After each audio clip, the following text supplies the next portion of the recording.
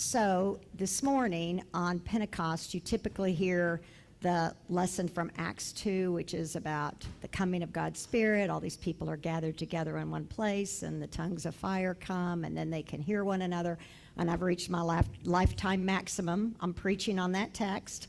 So instead, I'm going to preach from the Hebrew Bible, the Old Testament text for the day, which is Genesis 11, which is often paired with this. It's the story of the Tower of Babel. And I'm going to use the commentary from Walter Brueggemann, who wrote this brilliant commentary on Genesis, who's kind of thought of as one of the most noted Hebrew Bible, Old Testament scholars of the last century. I have some of his books I have, like The Prophetic Imagination. I have rubber bands around and all that. But Brueggemann passed away this week at like 90-something. And a day after that, Toni Craven, who was my Hebrew Bible professor, who was the only woman on the seminary faculty back in the 80s, died too. So I'm thinking about, you had these books out and then heard of their passing. So anyway, we thankful as ever for these great lights who help us think in different fresh ways about old stories and how they can illuminate our lives still today.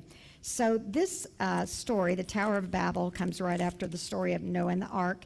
And it's what we call an etiological story, right? A story that tells us about like where things came from, like a Native American story. Like this one's about kind of like, why do people all speak different languages? So it's not like this is a story that actually happened, right? Where you know there are some things that the scriptures refer to that have some kind of historical basis. This is not one of those things, right? This is like the kind of story you sit around and tell around the campfire to help people understand, like, why do you speak this and you speak that? So hear God's word in this word. Now the whole earth had one language and the same words. Or sometimes the Hebrew is they had one language and a few words. So everybody's speaking from just a few words.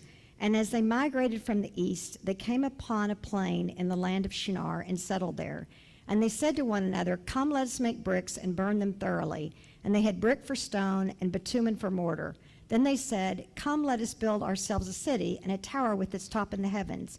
Let us make a name for ourselves, otherwise we shall be scattered abroad upon the face of the whole earth." The Lord came down to see the city and the tower which mortals had built. And the Lord said, "Look, they are one people, and they have all one language, and this is only the beginning of what they will do. Nothing that they propose to do will now be impossible for them. Come, let us go down and confuse their language, so that they will not understand one another's speech." So the Lord scattered them abroad from there over the face of all the earth, and they left off building the city. Therefore it was called Babel, because the Lord confused the language of all the earth, and from there the Lord scattered them abroad over the face of all the earth.